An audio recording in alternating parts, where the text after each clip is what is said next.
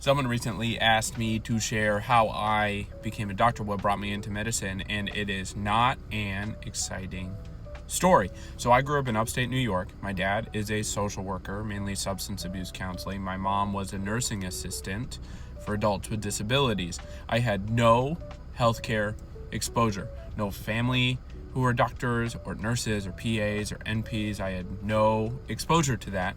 I didn't have an IV placed until I was at the end of residency because I passed out and I had norovirus. I had no broken bones. I had no surgeries, none of that. I graduated high school. I was pretty good at science. I originally thought I wanted to do biomedical engineering and do prosthetics, mainly because I was good at math and science and I liked the idea of what that career field did. Fast forward to freshman year of college, I hated engineering. It wasn't fun at all, but I really liked organic chemistry. I joined an orgo lab. I feel like people tend to say like, oh, I'm pre-med if you're just taking the pre-med classes. My dad had a quintuple bypass the first finals week of my freshman year, and I met a cardiothoracic surgeon who was a great surgeon, but sucked. No social skills, no charisma, didn't really gain rapport, but was a great surgeon. My mom ended up having like an ACS rule out in the beginning of my junior year. What I now know is like a couple troponins, had an echo and a stress the next day, low risk chest pain, went home.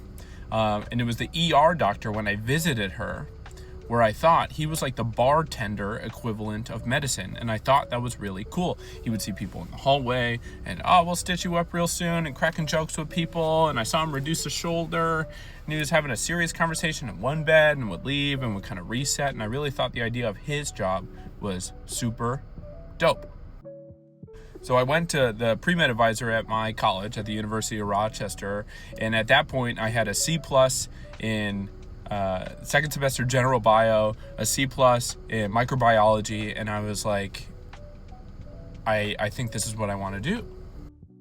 I was in an a cappella group at the time. I liked to sing. I had like a little bit of a gift of gab. I knew how to schmooze people, and she was like, you're charismatic, but you're obviously not that bright. Look at your C+, don't even bother. And I almost like became a scribe and checked off all the other boxes out of spite. I had to retake the MCAT. I did one of those special master's programs at Mount Sinai. That was very expensive, but it gave me some academic credentials to apply to medical school. But the more bedside clinical exposures I had, the more exposures to sick people and to patients and to doctors, I loved all of that. I didn't have some big, like, my mom died of cancer and my dad exploded in a plane accident and all my limbs were broken. I didn't have some big trauma dump story. But whenever I talk to people on interviews and stuff about patient experiences, I think that shone through that I really liked this stuff. I don't have some like preordained idea that I was meant to be a doctor since I was 4 and I was made for this. I just think it's fun and I like doing it. I ended up doing one of those like 3-year medical school things, and on those interviews at the end of graduate school, they were like, what if you're wrong and you want to do something else? What if you fall in love with PM&R or urology or whatever? And I was like, then I guess med school is going to be 4 years. I was pretty blunt about all of these things. I would rather have a longer path to medical school and do a career I'd be happy doing for the next 30 years than save 1 year on tuition for medical school.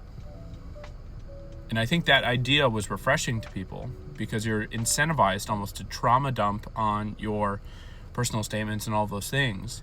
But you don't need to have that.